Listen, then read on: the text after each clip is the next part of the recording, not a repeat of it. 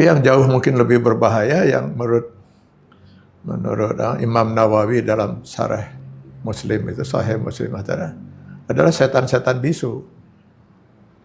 Nah, setan-setan bisu itu adalah mereka orang-orang yang sebenarnya berpengetahuan, berilmu. Mereka tahu bahwa yang terjadi di sekelilingnya itu semua adalah kebatilan. Tapi mereka lebih memilih bisu. Dan ini yang ketiga yang paling penting adalah kita tidak memiliki sentra komando. Ya, kita tidak memiliki sentra komando sehingga bisa tersentralisir semua kekuatan umat, terkristalisasi gerakan umat ini sehingga terarah seperti Bapak tadi sampaikan bahwa kita membutuhkan satu figur sentral yang kemudian bisa mempersatukan itu semua. Yang ingin saya kedepankan, bagaimana update gerakan Syiah hari ini di seluruh dunia maupun di Indonesia itu mungkin cukup dibutuhkan Pak Kiai, karena kalau sampai orang sudah tidak bisa membedakan mana Muslim, mana Syiah, wah ini udah saya yakin dia tidak memahami Islam, sangat tidak memahami Islam. Syiah itu nggak ada sama sekali nilai Islamnya, Pak. Coba di mana yang ada nilai Islamnya itu? Syahadatnya berbeda, ya kan? Rukun iman, rukun Islamnya berbeda. Mulai dari azan sampai wudhu sampai sholatnya berbeda. Kitab sucinya berbeda, hadisnya berbeda. Mereka bikin hadis sendiri. Lalu samanya dengan Islam itu di mana? Assalamualaikum warahmatullahi wabarakatuh. Assalamualaikum warahmatullahi wabarakatuh. Alhamdulillahirabbil alamin. Asyhadu an la ilaha illallah wa asyhadu anna Muhammadan abduhu wa rasuluh. Allahumma sholli ala Muhammad wa ala ali Muhammad. Pemirsa, hari ini saya Alfian Tanjung mendapatkan kehormatan untuk memulai mesin pemberitaan dari kantor Gedung Dakwah Anas, Aliansi Nasional Anti Syiah, yang kebetulan saya bisa langsung berjumpa dengan beliau yang sangat dikenal. Kita sapa beliau. Assalamualaikum Pak Kiai. Waalaikumsalam warahmatullahi wabarakatuh. Hari ini kita berjumpa dengan sosok tokoh yang sangat luas dikenal. Beliau dikenal dengan Kiai Haji atau Kiai Atian Ali, yang tentu semua sangat paham. Beliau seorang yang sangat sederhana, sangat gigih, dan sangat jelas garis perjuangannya. Hari ini kita akan membicarakan hal yang berhubungan dengan kondisi umat Islam. Kenapa umat Islam hampir seolah-olah tidak berdaya? Mungkin buat Pak Kiai, saya mencoba memberikan pembuka, mudah-mudahan setelah ini kita bisa mendapatkan pengetahuan awal. Di seluruh dunia ternyata kita harus akui, hari ini umat Islam itu nomor 2 terbesar di dunia setelah Pakistan. Tergeser, Pakistan sekarang 140,7 juta dan di Indonesia 136,4 juta. Ini mungkin catatan khusus untuk demografis. Secara internasional ada kurang lebih 2 miliar muslim seluruh dunia. Tapi untuk membela kawan-kawan sahabat-sahabat kita di Gaza, di Palestina, sepertinya tidak berdaya. Di Indonesia, umat Islamnya dalam data statistik yang mungkin belum terbaru, tapi tercatat 81,21%. Nah, kita akan meminta pengantar dari Pak Kiai Atian, bagaimana kok umat Islam yang mayoritas sepertinya di 2 titik utama cukup lemah. Yang pertama yang berhubungan dengan keberadaan para konglomerat dan tokoh-tokoh yang memiliki otoritas finansial. Kita sulit menyebut nama yang kalau disebut namanya dia akan berkhidmat untuk memberikan pembelaan secara pembiayaan dalam bentuk untuk Islam saja atau demi Islam. Yang kedua, tokoh-tokoh kepemimpinan yang boleh dibilang, apalagi kalau kepemimpinan masuk pada ranah politik, kita menjadi senyap ketika orang itu ada di bidang yang berhubungan dengan pemihakan kepada umat, maka kita juga kehilangan orang-orang itu. Maka kata awalnya adalah, kenapa umat kita itu, Pak Kiai, selemah ini baik secara lokal hingga di internasional? Ya, mudah-mudahan ini bahasan kita tidak membuat kita jadi pesimis atau umat jadi pesimis, apalagi apatis. Karena kita dalam Islam diharamkan betul sikap apatis, apalagi berputus asa. Tapi ya memang kita harus membahas, membicarakan masalah ini untuk kemajuan umat di masa yang akan datang. Pertama, kalau ditanyakan kenapa umat Islam kok kondisinya seperti sekarang ini, pertanyaan yang pertama, siapa yang kita maksud dengan umat Islam? Kalau Islam itu kan akar katanya dari aslama. Itu lahir dari seorang yang mukmin, maka dia akan aslama Islam. Tunduk, patuh, taat, menjalani kehidupan sesuai dengan kehendak Allah yang dia imani. Nah, kalau kita pakai ukuran itu, jadi berapa sebenarnya umat Islam yang ada di negeri ini? Gitu. Itu pertama. Yang kedua, apa yang disinyalir oleh Rasulullah SAW itu sesuatu yang mutlak pasti akan terjadi. Karena ini bukan sinyalemen Rasul, karena beliau dalam urusan agama la yantiqu 'anil hawa in huwa illa wahyun yuha. Bahwa 15 abad yang lalu beliau sudah mensinyalir dengan menyatakan yusiku anta tada'al umam alaikum kama tatada'al akalatu ila kisatiha. Saya khawatir umatku di kemudian hari keberadaan mereka nggak lebih dari hidangan yang sudah tersaji, yang siap disantap oleh mereka orang-orang yang sangat rakus dan lapar. Sudah rakus, lapar lagi.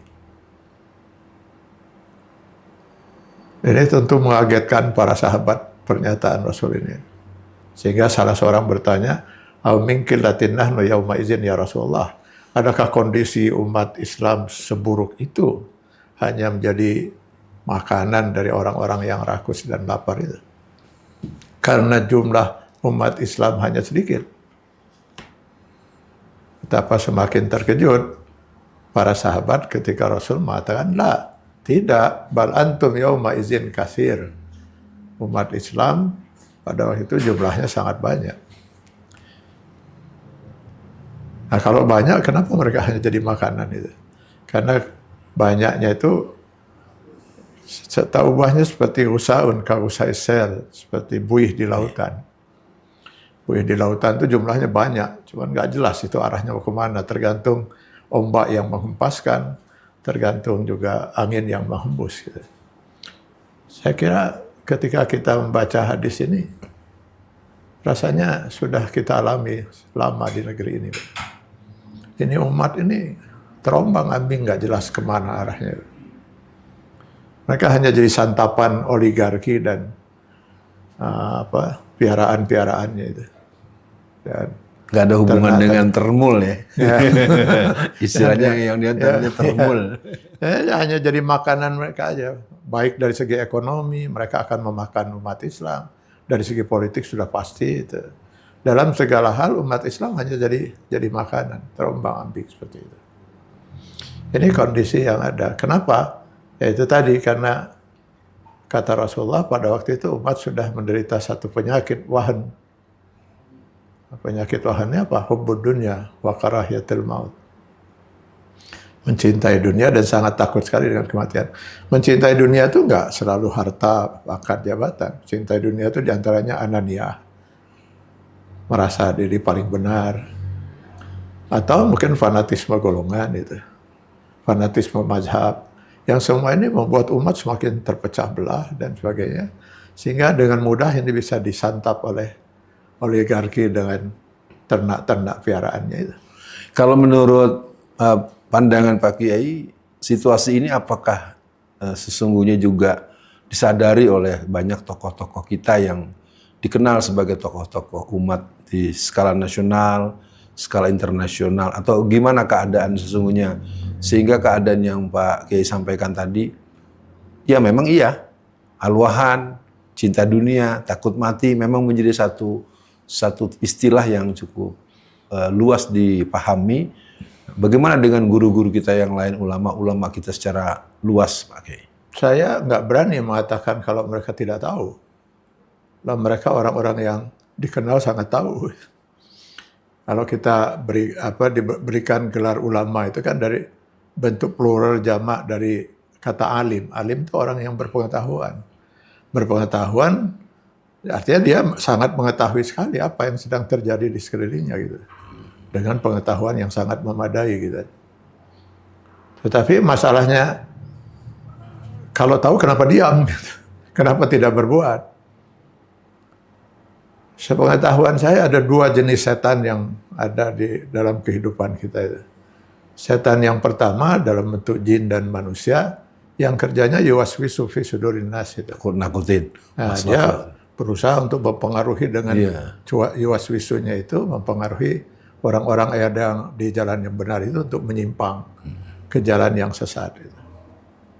Kalau setan dalam bentuk itu memang harusnya bisa disadari keberadaannya karena jelas bisikan-bisikannya itu.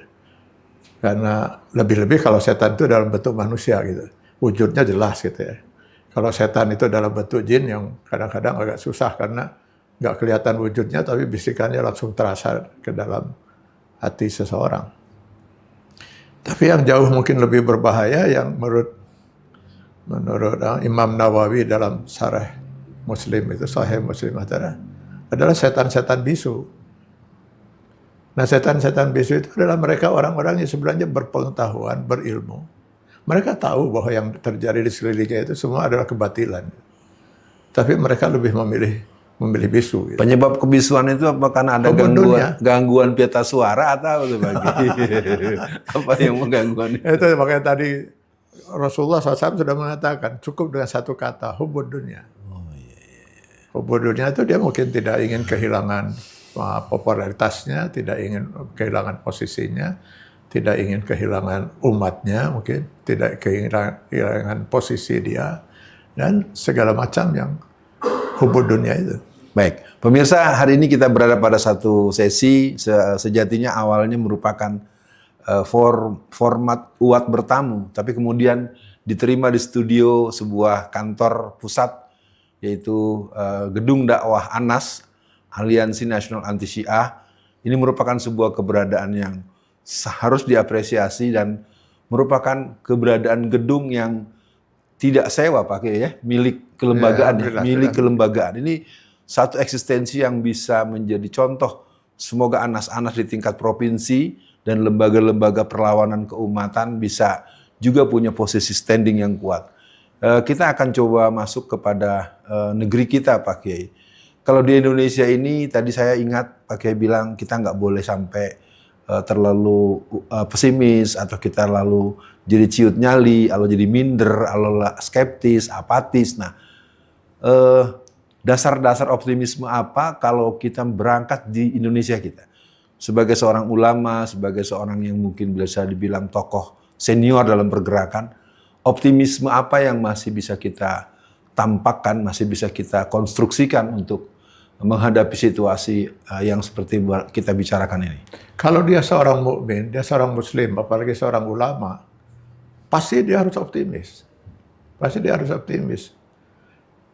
Karena sifat pesimis, apatis, apalagi putus asa, kata Allah bukan ciri orang mukmin, ciri orang kafir. Wala tayasu min rahillah, innahu la yayasu min rahillah illal qaumul kafirin. Surat Yusuf ayat 87. Yusuf 87. Enggak mungkin seorang mukmin itu apatis, apalagi putus asa. Jadi seorang mukmin harus optimis. Tetapi seorang mukmin itu bisa menjadi yang pesimis ketika dia tahu bahwa dia tidak melakukan apa yang menjadi kewajiban yang Allah tetapkan dari dia. Dia harus optimis ketika dia sudah berbuat. Gitu. Bahwa apapun yang dia sudah berbuat, maka dia yakin Allah yang akan menentukan hasil itu kan bukan kita. Tapi Allah Subhanahu wa Ta'ala. Selama Allah belum menyatakan kun fayakun, maka sesuatu tidak akan pernah terjadi. Walaupun yang kita perbuat itu tidaklah maksimal, tapi yang akan menentukan kan Allah Subhanahu wa Ta'ala. Karena itu kalau kita lihat di Al-Anfal 60, wa'iddu lahum mastata'tum, kata Allah Subhanahu wa Ta'ala. Siapkan oleh kalian apa yang kalian mampu siapkan. Allah tidak pernah mengatakan siapkan oleh kalian sesuatu yang kira-kira bisa membuat kalian menang dalam perjuangan. Tidak, kemenangan bukan kita yang menentukan. Allah hanya menuntut kita untuk berupaya. berupaya secara optimal memanfaatkan seluruh potensi yang Allah berikan pada kita. Setelah itu Allah yang akan menentukan itu. Seorang ulama, seorang mukmin, dia harusnya optimis. Yang membuat kita tidak optimis itu kita lihat kata sekarang ini karena kita belum berbuat. Kita belum berbuat. Kalau kita belum berbuat, bagaimana kita menyerah pada Allah? Apa yang kita serahkan? Yang namanya tawakal itu kan kita berserah diri. Tentu ada yang kita serahkan. Apa yang kita serahkan? Usaha dan perjuangan kita. Kalau disorot ini pakai, kebetulan kan ANAS juga sebuah kelembagaan yang cukup membuat getar ya, satu kelompok gerakan yang bernama Syiah. Mungkin nanti akan kita dalami itu. Bagaimana dengan keberadaan ormas-ormas yang sudah eksis? Ada Muhammadiyah, ada NU, ada Persis, ada PUI, dan ada sederet lembaga-lembaga yang tentu diisi oleh orang-orang yang mempunyai kapasitas, mempunyai kualitas, menghadapi keterpurukan kita di satu sisi, keinginan kita agar kita tetap optimis. Kira-kira apa sedikit katakanlah feedback atau pandangan atau sedikit ya gagasan dari Pak Kiai untuk lembaga-lembaga ini? Sebenarnya kita merasa bangga dan merasa bersyukur pada Allah dengan keberadaan lembaga-lembaga ini. Artinya umat sudah semakin terpimpin gitu ya dalam satu organisasi Islam. Lebih-lebih di kita ada organisasi Islam yang sangat besar seperti NU, Muhammadiyah, Persis dan lain sebagainya itu. Dengan harapan tentu umat akan lebih terarah, terpimpin karena mereka ada dalam sebuah organisasi yang sudah sangat tua lagi kan itu. Tetapi dengan mohon maaf saya terpaksa harus mengatakan bahwa ya memang ya mungkin kacamata saya yang sudah buram gitu ya. Jadi saya belum bisa melihat apa yang menjadi harapan kita semua itu dari keberadaan organisasi ini. Menurut saya belum optimal atau mungkin saya tadi mungkin salah melihat gitu ya. Oke. Waalaikumsalam. Selamat datang Ustadz. Silakan Ustadz. Bisa di sana.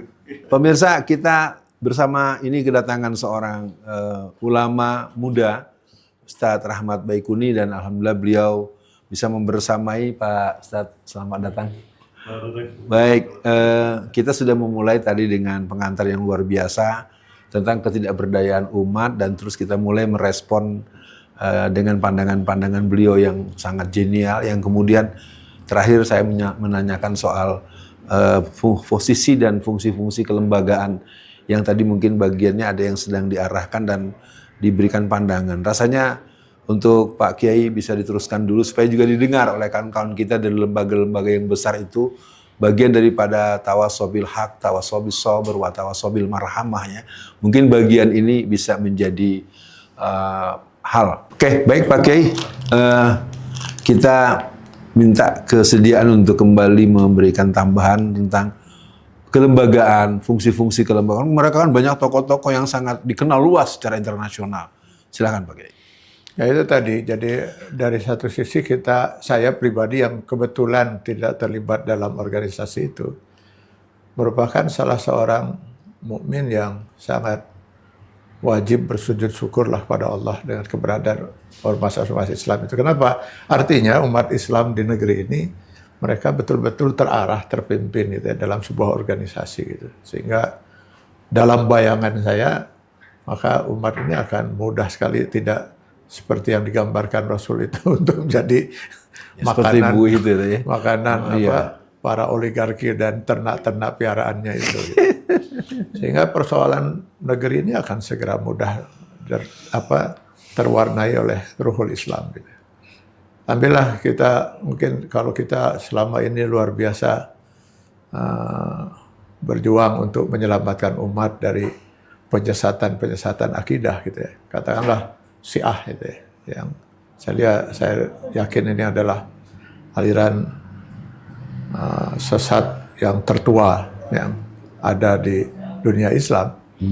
Saya pernah membayangkan itu, andai kata dua ormas besar ini, NU dan Muhammadiyah gitu, datang gitu kepada pemerintah, lalu mengatakan kami menghendaki agar Syiah ini dilarang karena ini jelas-jelas menyesatkan akidah umat. Saya yakin nggak perlu waktu seminggu itu akan dilarang. Kita akan dalami soal Syiah nanti karena beliau adalah seorang yang sangat menguasai. Kita coba awali dulu kepada Ustadz Rahmat Baikuni. tentang ketidakberdayaan, keterpurukan. Tadi saya awal dengan skala lokal, nasional, hingga internasional. Ada 2 miliar umat Islam di dunia ini, tetapi seolah-olah tidak berdaya untuk bisa membela saudara-saudara kita di Gaza. Ini kalau bahasa Betawinya nyangkutnya di mana nih? 2 miliar orang seluruh dunia, terus kelihatannya cuman emangnya ada apaan? Ngapain nyumbang-nyumbang yang jauh gitu? Di sini juga banyak yang susah gitu. Gimana itu? Ya, Bismillahirrahmanirrahim. Alhamdulillah, syukurillah, wassalatu wassalamu ala rasulillah wa ala rasulih wa mawala. Sebelumnya mohon maaf Pak Kiai, Ya. saya ikut bisa San Alfian. Eh, apa yang terjadi hari ini sebetulnya merupakan efek dari apa yang sudah menjadi penetrasi Barat yang telah berhasil membuat umat Islam itu terkotak-kotak, terpecah belah, sehingga mereka tidak memiliki kekuatan yang signifikan untuk paling tidak menunjukkan inilah izah kami umat Islam. Seperti itu. Ya. Jadi apa yang mereka katakan the fight at impera, umat Islam yang tadinya satu kekuatan, satu ukhuwah Islam, yaitu dipecah belah dalam frame-frame nasionalisme, yang kemudian dipecah lagi dalam multi ormas, orpos, sekte madhab, yang kemudian masing-masing disibukkan dengan agenda mereka, agenda negara, agenda masing-masing. Dan hal ini yang membuat umat Islam tidak terfokus pada satu gerakan kebersamaan untuk menunjukkan kita umat yang besar. Ya, bisa dibayangkan lah 2, sekian miliar dari 7 miliar ini kan sesuatu jumlah yang sangat luar biasa, signifikan untuk melakukan sebuah perubahan. Yang kedua, kemudian kita juga dijebak kepada upaya mereka untuk itu tadi kata Pak Kiai, kita dihadapkan pada arus deislamisasi yang luar biasa. Ya, mafahim Islam dari umat Islam ini sendiri pun diserang dengan berbagai macam upaya, masuknya paham-paham sesat dan sebagainya. Hal ini membuat umat Islam makin jauh dari Quran dan Sunnah. Ataupun ketika ada mereka yang ingin berjuang, itu dibuat tidak pada hitoh Quran dan Sunnah, tapi terjadi talbis, ada infiltrasi dari luar Islam yang kemudian mereka terima, mereka campur adukan dengan Quran Sunnah, sehingga Islam menjadi abu-abu. Sehingga track mereka dalam berjihad ini tidak lagi pada koridor yang sesungguhnya, sehingga tidak membuahkan hasil dan pertolongan Allah pun tidak datang. Dan ini yang paling penting adalah kita tidak memiliki sentral komando. Ya, kita tidak memiliki sentral komando sehingga bisa tersentralisir semua kekuatan umat, terkristalisasi gerakan umat ini sehingga terarah seperti Bapak tadi sampaikan bahwa kita membutuhkan satu figur sentral yang kemudian bisa mempersatukan itu semua. Betapapun ini merupakan PR yang besar dan tidak mudah untuk melakukan ini. Dalam jangka pendek, jangka dekat ini kira-kira apa yang paling mungkin dilakukan? Karena kan fenomena mati kelaparan anak-anak kita, saudara-saudara kita, adik-adik kita, ponakan kita yang ada di itu kan jadi berita ya. Matinya itu kelaparan, bukan ya kalau yang dibunuh memang kita sudah tahu. Yang mati kelaparan kan juga karena sumbangan makanan yang ada di Rafah, perbatasan Mesir dengan juga betul-betul diganggu, bahkan ada preman-preman yang juga minta uang lah, minta segala macem lah. Iya. Itu gimana, Ustaz? Iya. Paling tidak ada 2 arah yang harus kita lakukan. Yang pertama, kita menyeru intra kaum muslimin. Kita sadarkan kaum muslimin ini bahwa kondisi seperti ini memprihatinkan. Lupakan berbagai macam perbedaan di antara kita. Yuk sama-sama kita selamatkan. Pemahaman ini tidak boleh berhenti. Seperti yang selama ini dilakukan, ada aksi-aksi pemberitahuan pada masyarakat dengan aksi damai, aksi bela Palestina, hampir serempak di seluruh Indonesia. Jadi gerakan menembus blokade Gaza layak diteruskan ya? Layak diteruskan itu. Itu biar dunia mengetahui dan mendengar, sehingga karena terus sering mendengar, informasi terus disampaikan, sehingga paling tidak ada kesadaran dari para petinggi negara pada akhirnya. Jadi ada kemudahan bagi kita untuk yang kedua melakukan pendekatan kepada para pembina negara, terutama yang ada di negara sekitar kita, ya, untuk mencoba membantu memberikan support kekuatan, paling tidak suaranya, sehingga itu menjadi sebuah kekuatan. Pada akhirnya blokade tadi dibuka. Ya. Baik pemirsa, ini pembicaraan kita akan coba naikkan dengan pandangan yang lebih mendalam. Kita kembali kepada Pak Kiai. Bagaimana update gerakan Syiah hari ini di seluruh dunia maupun di Indonesia? Itu mungkin cukup dibutuhkan Pak Kiai, karena emangnya apa sih Syiah? Sama halnya dengan yang saya tekuni ya. Emang PKI masih ada kan gitu. Itu kan kalimat-kalimat yang sinisme ya kan. Nah, kembali mungkin soal Syiah. Syiah ini adalah paham yang memang diciptakan oleh orang di luar Islam, Yahudi. untuk memecah belah umat Islam. Dan saya katakan tadi di awal bahwa dia adalah paham aliran sesat tertua gitu. Karena dia yang pertama muncul hanya beberapa tahun sepeninggal Rasulullah SAW.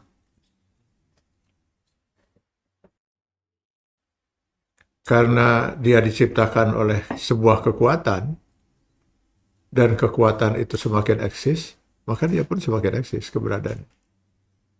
Selama kekuatan yang menciptakan itu eksis kan itu. Jadi kita rasakan sekarang memang semakin berkembang. Dan ini sangat berbahaya sekali bagi kita umat Islam dan bagi negara yang seperti kita yang negara mayoritas Muslim. Karena itu insya Allah tidak lama lagi segera akan terbit buku yang kita keluarkan dari Anas, ya, yaitu Bahaya Syiah bagi Akidah dan NKRI. Wah, keren. Ya. Jadi Bahaya Syiah bagi akidah bagi NKRI. akidah dan NKRI. Ya. Lanjut. Ya, kita ingin mengingatkan. Coba ambil contoh saja sekarang. Ketika Khomeini itu berhasil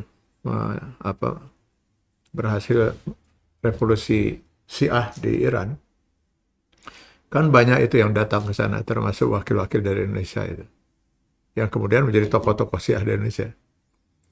Itu kepada 40 perwakilan dari 40 negara itu, Khomeini berpesan itu, pulanglah kalian ke negara masing-masing, siapkan untuk revolusi. Nah sekarang yang berperang melawan Israel itu bukan Lebanon, itu Hizbullah, itu kelompok Syiah yang ada di Lebanon, bukan Lebanon, bukan negara Lebanon. Yang berperang melawan Israel sekarang bukan Yaman, itu Houthi, Pak, kelompok Syiah. Jadi bahwa mereka kemudian kenapa memerangi Israel, ya juga bukan karena ingin membela umat Islam. Yang di Gaza itu hanya kamuflase aja, Pak. Yang diserang oleh Lebanon kan hanya daerah wilayah yang pernah direbut oleh Israel, bagian Lebanon Selatan yang diduduki itu. Mereka hanya di situ saja untuk kembali merebut tanah milik mereka. Bahwa kemudian ada skala lebih besar oleh Iran didukung untuk Houthi dan ini. Karena Iran punya ambisi untuk mengembalikan lagi kekuasaan Persia. Kan daerah sini ini menjadi rebutan semua pihak, Pak. Amerika dan sekutunya punya kepentingan. Rusia, Cina juga punya kepentingan untuk menguasai Timur Tengah. Lah Syiah itu Iran dengan lainnya punya kepentingan untuk mengembalikan kejayaan Persia. Jadi banyak orang tertipu. Loh, kok kenapa ya? Kok malah Syiah membantu yang justru malah kata siapa membantu, Pak? Nah sekarang apakah kalau misalnya Cina itu dibantu juga oleh Rusia dan Cina harus kita katakan bahwa Palestina komunis itu? Kan enggak itu. Urusan membantu itu lebih banyak urusan politik, kepentingan politik. Jadi banyak mungkin orang yang terperdaya karena itu gitu. Tapi kalau saya melihat saya lebih suka dalam melihat kasus masalah ini bukan kenapa itu bisa terjadi gitu, tapi kenapa kita umat Islam kok tidak ada tidak ada perannya gitu. Ya itulah mungkin yang sejak awal saya katakan tadi, yang kita sebut umat Islam itu siapa, yang kita sebut ulama itu yang mana gitu. Kan peristiwa di itu sebenarnya ujian bagi keimanan itu. Apakah kalau kita berdiam diri dengan membiarkan saudara-saudara kita seperti itu, masih beranikah kita mengaku kita sebagai mukmin gitu? Sementara kata Allah, innamal mu'minuna ikhwatun. Di mana rasa persaudaraan itu? Ketika Rasul mengatakan ma'amana bi rajulun bata sa'ban wa jaru jayun bijabi wa huwa ya'lam, tidak beriman dengan ajaran saya bahwa Islam kalau seorang bisa tidur dengan nyenyak sementara saudaranya nggak bisa tidur karena menahan lapar.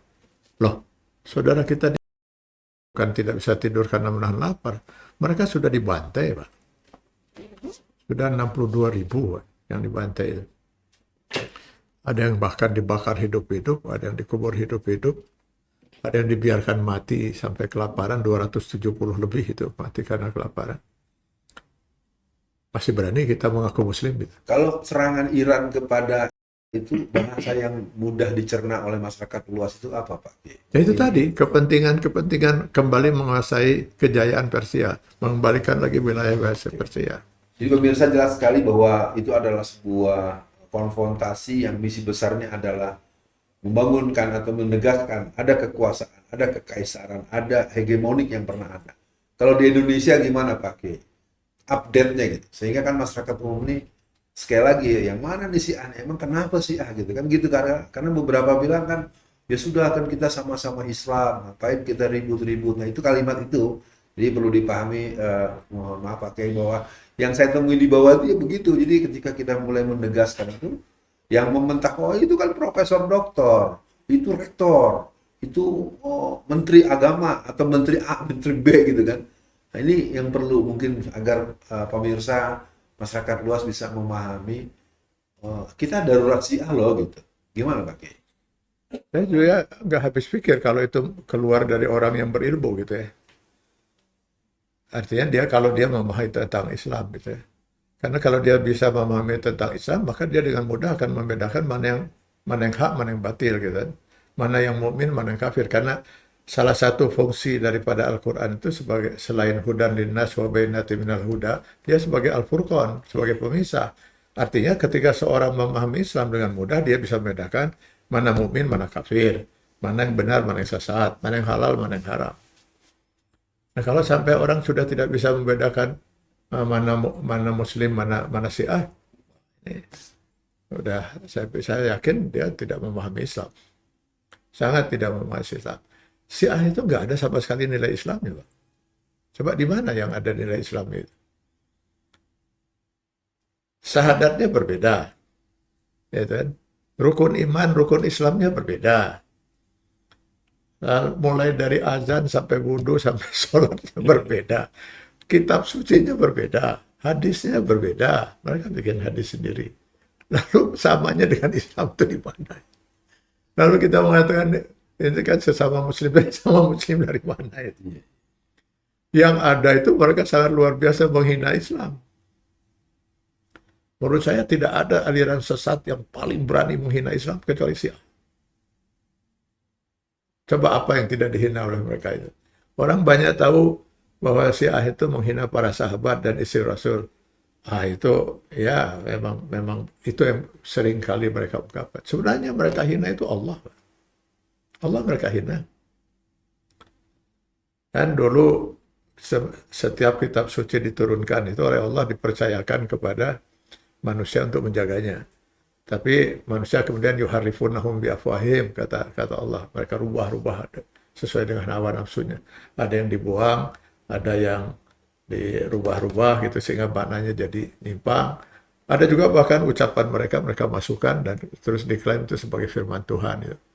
Maka ketika Allah menurunkan Al-Quran, dan ini akan berlaku sampai kiamat, Allah menjamin. Kali ini saya nggak akan percayakan lagi pada manusia untuk inna nahnu nazzalna dzikra wa inna lahu lahafizun. Kami sendiri kata Allah yang akan menjaga. Artinya Allah menjamin sampai dengan kiamat Al-Quran ini akan terjamin kesuciannya. Nggak akan ada satu huruf pun yang hilang. Kata Khomeini, Allah nggak berhasil memenuhi janjinya. Terbukti Al-Quran yang ada di tangan sekarang ini sudah bukan kitab suci yang asli. Kitab yang suci yang asli itu Al-Quran yang ada pada imam yang gaib itu. Yang disebut Mushaf Fatimi yang jumlah ayatnya 17.000, 3 kali lebih tebal dari Al-Quran yang ada di tangan. Dan kata Khomeini dalam kitab Al-Hukumatul Islamiyah, tidak ada satu ayatnya pun yang serupa. Artinya, dia ingin mengatakan, Allah tidak berhasil memenuhi janjinya. Apa bukan penghinaan ini? Baik, pemirsa kelihatannya ini mesti ada satu sesi khusus saya nanti menemui beliau.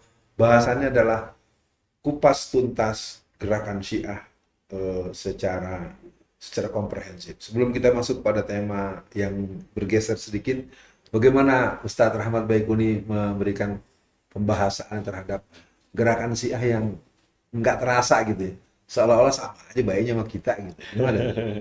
Iya, sudah jelas sekali tadi sampaikan oleh Pak Kiai. bahwa memang ini gerakan yang menjadi kepentingan musuh-musuh Islam untuk membuat Islam itu pecah. Ya. Dari sisi mana umat Islam bisa menerima mereka ya sebagai sebuah pemahaman di dalam Islam? Karena tadi sudah disampaikan dari sisi ideologi, dari sisi akidah sangat berbeda sekali. Sebab sekali lagi ini adalah merupakan instrumen politik Barat untuk memecah belah umat Islam dari dalam. Sehingga umat Islam itu tidak pernah bersatu, tidak pernah mau komitmen pada Quran dan Sunnah. Dibikin abu-abu tadi.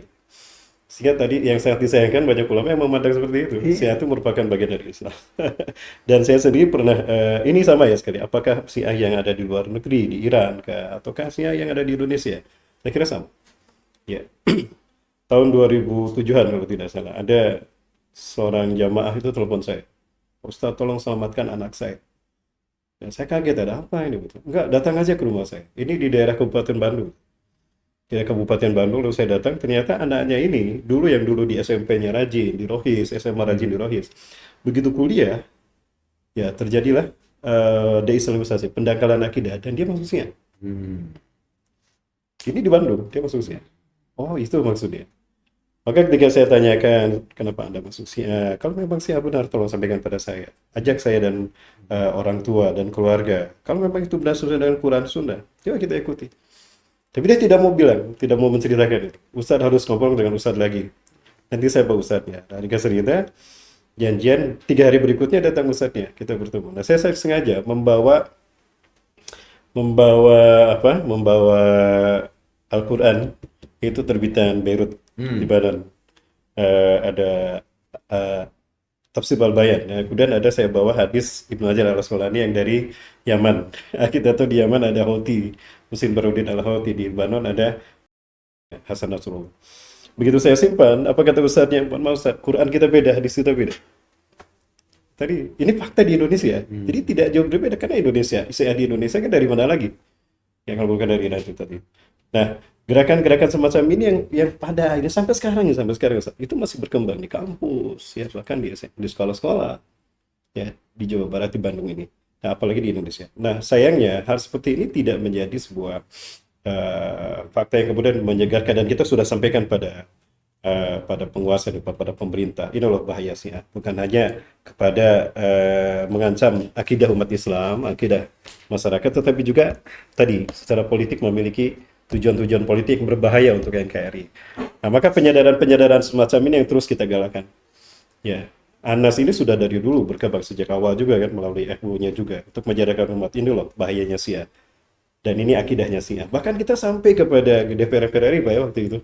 Ke DPR RI Komisi 8, kita menyampaikan disposisi kita pada mereka. Bahkan sampai kepada, saya masih ingat itu, pada yang sempat menjadi wakil presiden di negara ini, saya sampaikan itu. Ya, kami ngobrol langsung face to face. Tapi itu tadi, ya itu tidak ada keseriusan dari pemerintah untuk menanggapi itu. Sehingga dilakukan tindakan tegas demi menyelamatkan akidah umat, bahkan menyelamatkan kedaulatan NKRI.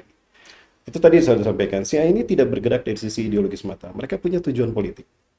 Ya, mereka punya tujuan politik. Dan saat ini, sebagaimana apa yang dikatakan oleh Khomeini, ambisi Khomeini dengan 5 tahapan, ya, yang satu tahapan itu 10 tahun, ya, jadi 5 tahun ke 50, ini sudah tahapan kelima, tahapan mematikan hasil. Ya, di mana orang-orang Syiah hari ini, mereka yakin bahwa ini adalah revolusi Syiah dunia. Revolusi Syiah dunia. Nah, dalam dialog itu saya dengan dia, banyak hal yang menurut saya, jangankan dengan akidah saya, dengan logika pun tidak masuk di akal. Nah, mereka meyakini bahwa Al-Mahdi Al-Muntazar, pemimpin dunia yang mereka tunggu-tunggu, yang mengalami kegaiban kubro ini, akan datang tidak lama lagi dalam waktu ini. Dari Samara, Irak. Dia akan membawa mushaf Quran yang sesungguhnya. Betul apa yang Pak Kiai dengan di depan saya tanyakan pada mereka, sama ustadznya ini. Boleh saya lihat Quran yang sesungguhnya, versi Anda gitu, versi Syiah? Oh, lagi masih disembunyikan. Loh, kenapa disembunyikan? Nah, kalau tidak disembunyikan, nanti kalian Ahlus Sunnah wal Jamaah akan mentahrif lagi dan akan mentankisnya lagi, akan merubahnya dan akan mengurangi lagi. Ya, belum apa-apa mereka sudah negatif tinggi pada itu umat Islam. Terus kapan Quran itu akan dikeluarkan? Nanti menjelang kebangkitan Islam. Kan tidak masuk di akal. Bagaimana kita memahami mereka memiliki keyakinan yang benar, sementara kitab suci mereka disembunyikan? Lalu dari mana mereka selama ini membangun konsep akidah mereka dengan akidah mereka yang sesungguhnya? Pakai Al-Quran. Pakai Dengan Al-Quran yang ada di tangan kita. menggunakan Al-Quran yang ada di tangan kita. Oh, tidak bisa. Ini harus mulai disana. Kan tidak masuk di akal itu. Terus kapan Tapi datang? begini, jadi pakai Al-Qur'annya itu dengan catatan, Pak. Jadi kenapa mereka masih mempergunakan Al-Quran yang ada di tangan kita? Karena Quran yang asli itu, yang mereka Mushaf Fatimi itu masih ada pada imam yang gaib. Nah, jadi sambil menunggu Quran yang asli itu turun dibawa oleh imam yang gaib ini, ya kita pakai dulu lah Quran yang ada. Ada sekarang. Hanya kan ini Quran yang kata Khomeini tidak ada satu ayat pun Yang sama. yang sama dengan Quran.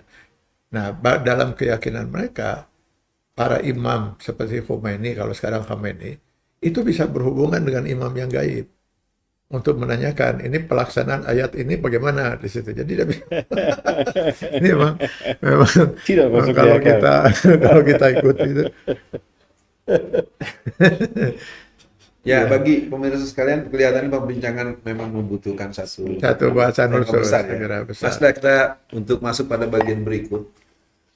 Negeri kita baru kurang lebih berselang 12-13 tahun mendapatkan ujian kepemimpinan yang amburadul, yang melahirkan sistem sosial yang tidak karuan, meritokrasi yang tidak jalan, BBM naik sampai 17 kali, dan banyak hal yang membuat kita sekarang melihat multiplier efeknya.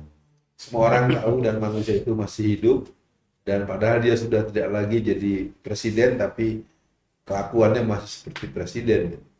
Kita hari ini berada di sebuah pusat perjuangan umat di gedung dakwah ANAS, Aliansi Nasional Anti Syiah, yang kebetulan di sini ada pimpinan utamanya yaitu Bapak Kiai Atian dan juga Ustadz Rahmat Baikuni yang dikenal dengan Ustadz Akhir Zaman dengan beberapa kawan-kawannya yang lain, termasuk Ustadz Ihsan Tanjung. Saya sudah beberapa kali ke rumah beliau, dan juga Ustadz Muhammad Zulkifli Ali. Sekarang kita masuk tentang manusia yang pernah menjadi Bupati Purwakarta. Kelihatannya menurut saya cukup serius ya, karena ada satu progres dan proses yang dia sudah sampai membuat satu kalimat dari kalangan masyarakat bawah, Bapak Aing. Bapak Aing itu kelihatannya menjadi satu hal yang legend ya. Beberapa kali saya masuk memberikan memberikan pandangan terhadap beberapa hal yang beliau lakukan. Nah, kita awali dengan Pak Kiai kita. KDM merupakan suatu sosok yang membuat masyarakat itu terhipno, tersihir. Inilah adalah presiden masa depan atau pemimpin Indonesia 2029. Dan kelihatannya kalau tidak dilakukan kantor yang sistematis, kantor yang logis, dan kantor yang TSM, bisa kejadian nih Pak Kiai. Kelihatannya KDM perlu dibahasakan kepada masyarakat. Apakah sehebat itu beliau sehingga masyarakat begitu ingin punya pemimpin Bapak Aing?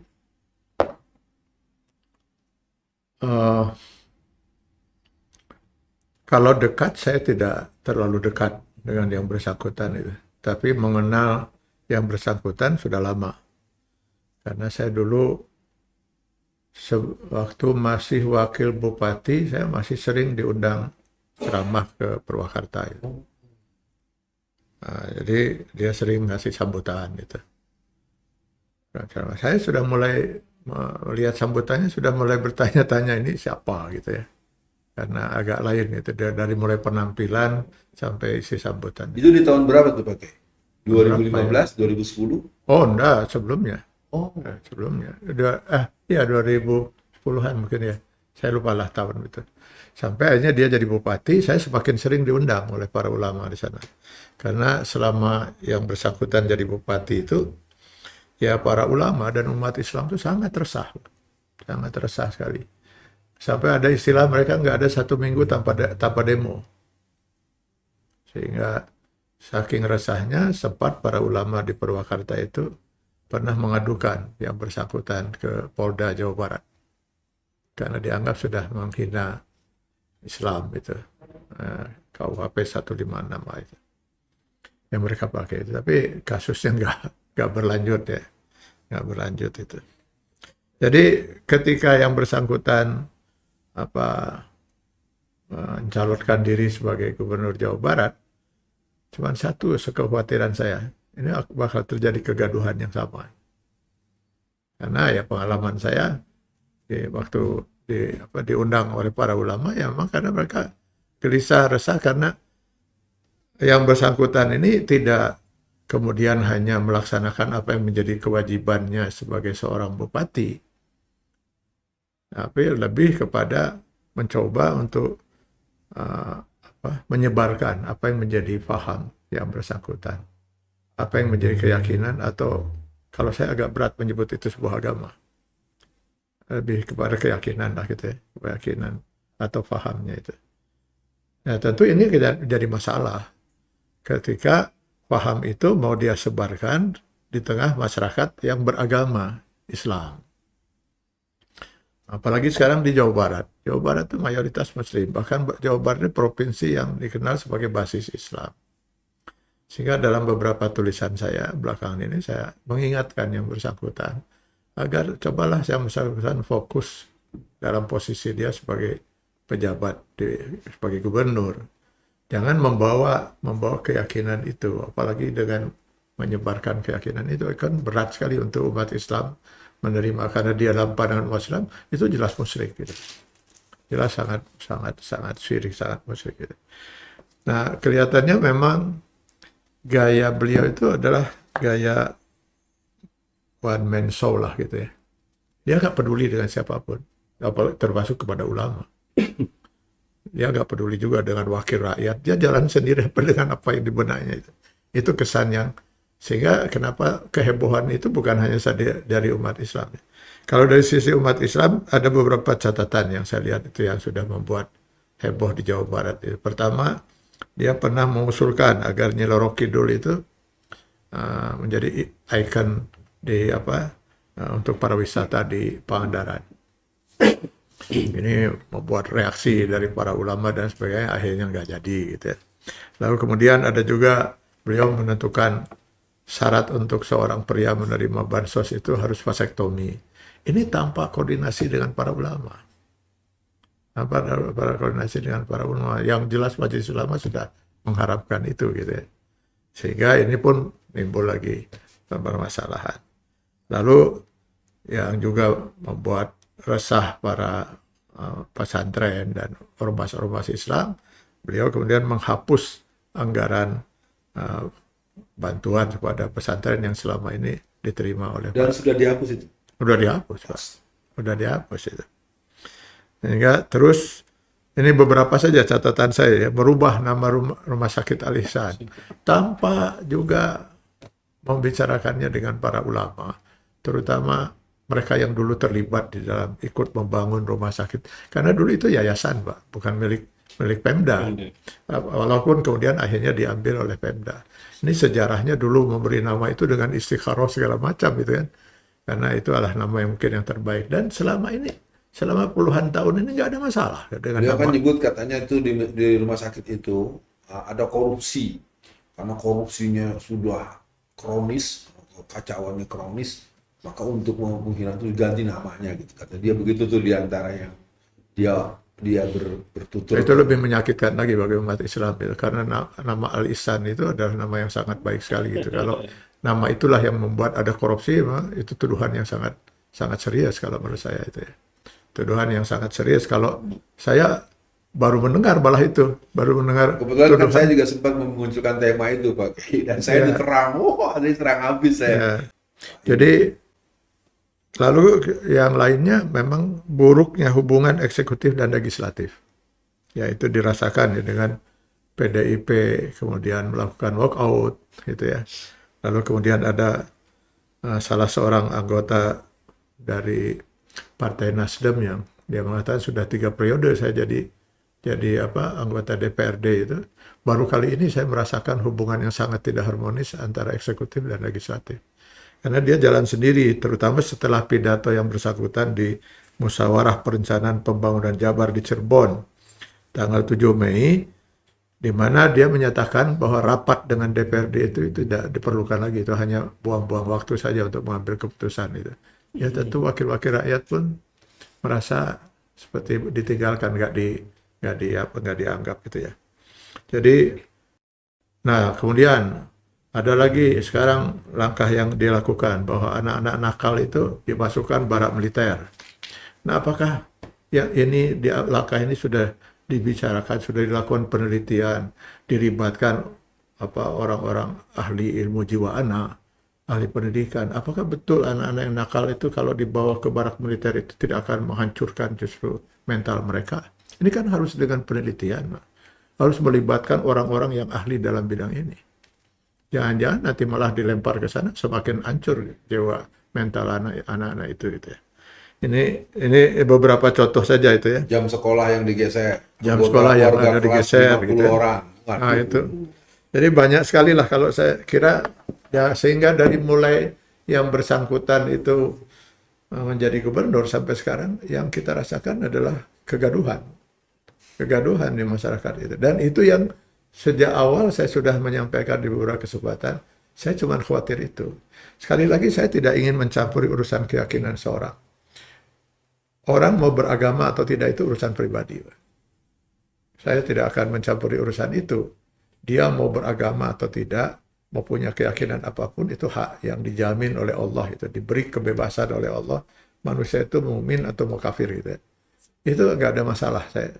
Saya nggak peduli orang itu mau kafir apapun, mau semusyrik apapun, mau punya agama atau tidak, itu saya nggak ada urusan itu. Tapi ketika itu kemudian dicoba ditanamkan dan itu bisa mengganggu atau bisa mempengaruhi keyakinan akidah umat, nah kita harus terpanggil. Itu jadi masalah.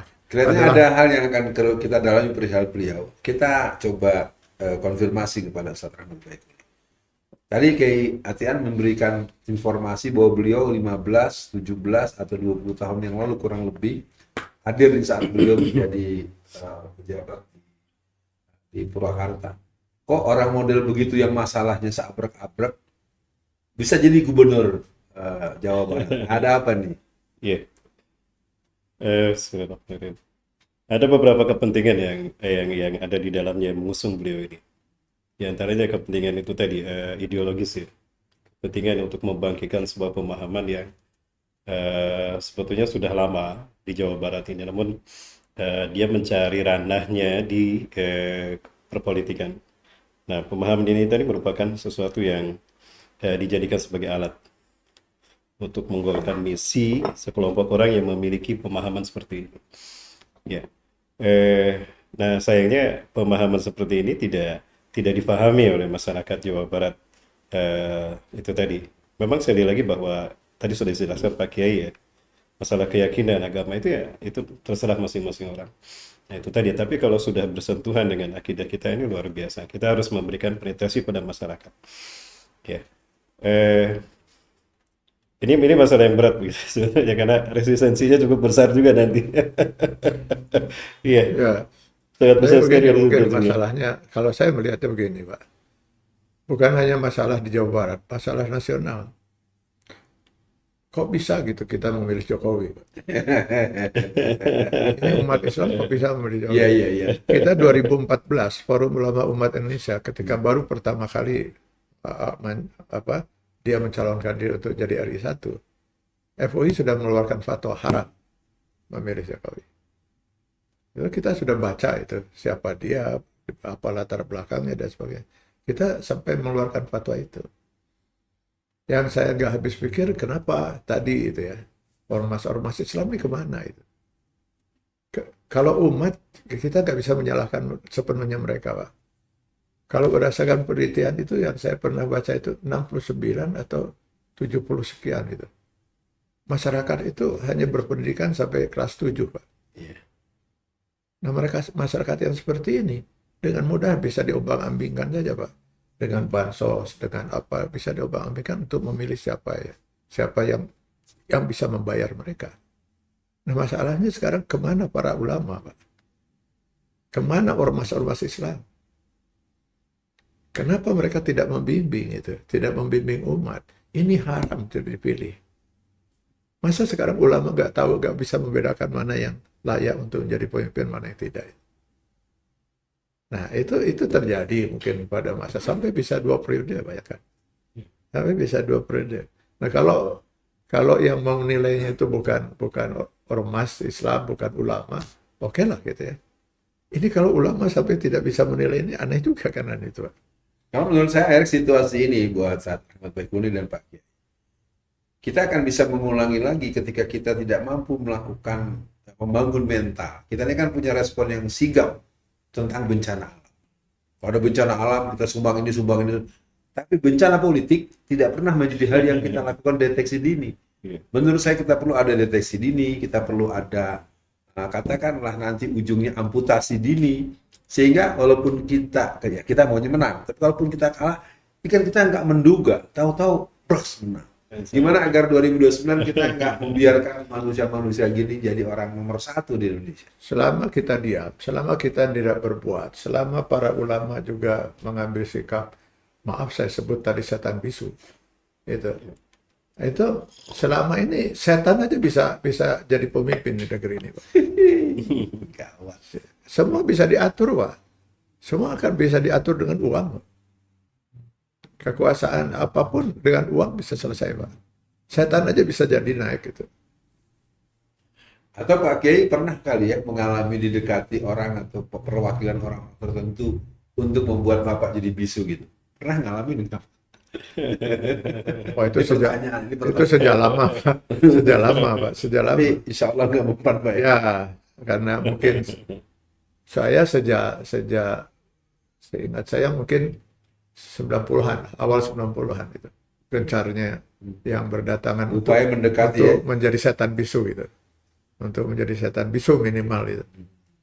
Paling tidak kalau tidak bersikap itu jangan bicara lah gitu. Nah, itu sudah saya alami sejak awal Dan 90-an. itu ada hadiah untuk itu ya.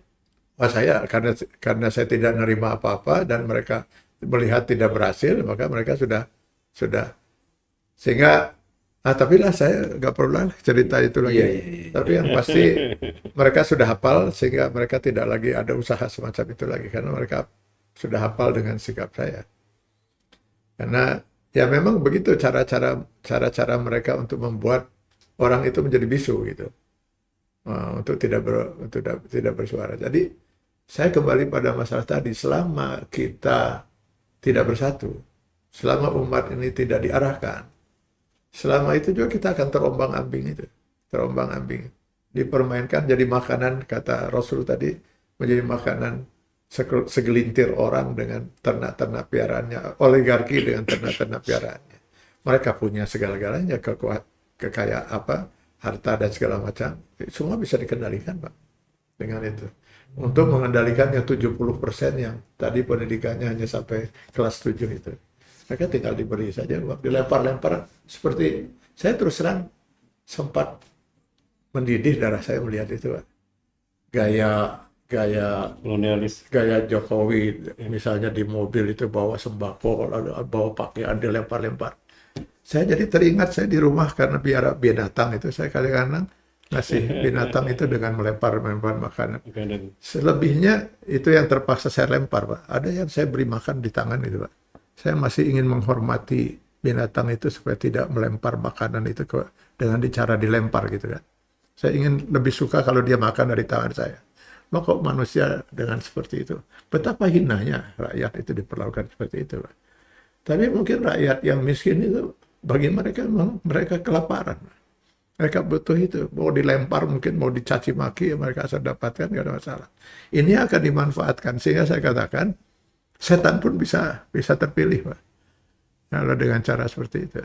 Nah, sekarang masalahnya, bukankah ormas-ormas Islam seperti NU, Muhammadiyah, dan sebagainya itu katanya punya umat yang 100 sekian juta dan sebagainya, atau sekian puluh juta. Kalau mereka diarahkan, lalu kemana ini umat ini? Kemana diarahkannya? Apa nggak diarahkan atau gimana itu?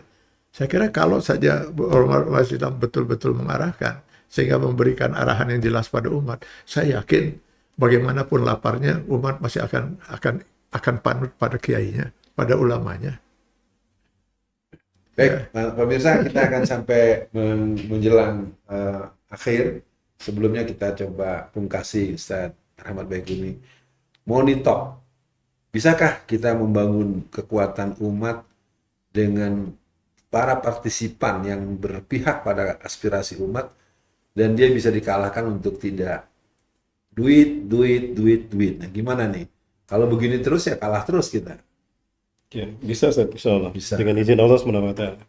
Ya, melalui tadi ada beberapa lembaga-lembaga di kaum muslimin, ormas umat Islam ya kita dekati, kita satukan mereka dalam satu ruangan, kita sampaikan ini loh kondisi umat, kita paparkan.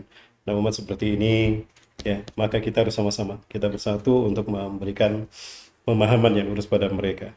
Ya, itu menurut akidah. Bagaimanapun akidah dulu yang harus diselesaikan. Nah, kemudian tokoh-tokoh yang tadi punya posisi, punya banyak masa, dan punya potensi untuk mempersatukan umat ini, ya kita dekati. Kita silaturahmi, kita satukan, nah, kita coba komunikasikan pada mereka, yuk kita lakukan sebuah penyelamatan umat, ya, agar umat ini tidak menjadi objek dari peradaban musuh-musuh Islam.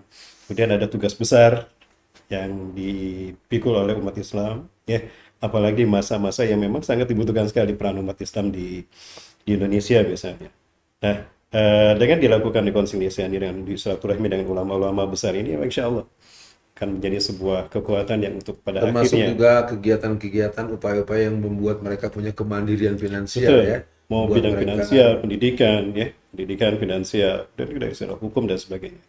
Ya, ibarat jari lah, kalau masing-masing kan punya fungsi yang berbeda, bentuk yang berbeda. Kalau kita berjuang hanya dengan telunjuk misalnya berkelahi, ya telunjuk yang patah. Ya, apalagi dengan ini bukan untuk berkelahi, ini untuk berdamai. Tapi kalau kita satukan, luar biasa. Itulah umat Islam saat ini. Berbeda ormas, berbeda mata, tapi kita satukan menjadi sebuah kekuatan. Nah, satu lagi, kita memang perjuangan harus butuh figur sentral yang bisa mempersatukan. Nah, ini Harus persoalan ada yang ini. sering saya sampaikan beberapa kali. Pemirsa, Iya. judul besar kita kali ini adalah kondisi ketidakberdayaan umat.